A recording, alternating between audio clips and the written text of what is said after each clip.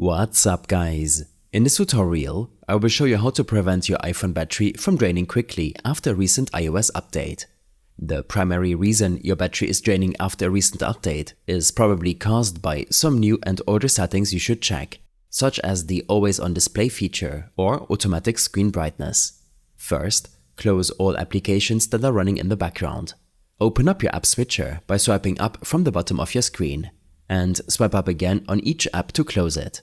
This is especially helpful for applications that are running in the background or keeping a video loaded, such as YouTube or TikTok. When this is done, open your Settings app. Here, head to the Battery section. Enable Battery Percentage to better estimate battery percentage drops. Below, enable Low Power Mode, which will reduce background activity when reaching a certain charge level.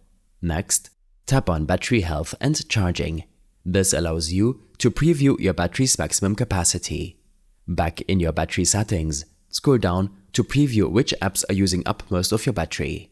This could be a social media app or a game, as these applications download a lot of data and use your memory and CPU to properly run.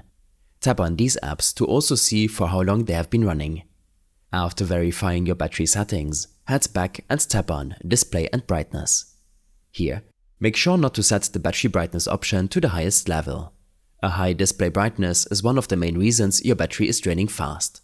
Below, disable Always On Display. Though this reportedly doesn't use up that much of your battery, it's still suggested to disable it to optimize for battery longevity. When this is done, make sure you're using a Wi-Fi connection if you can, and disable background app refresh for applications that you don't use on a daily basis.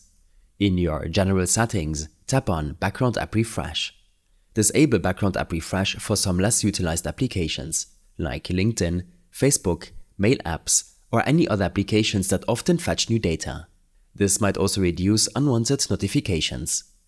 You can also disable some unused features, such as Bluetooth, if you don't usually connect Bluetooth devices.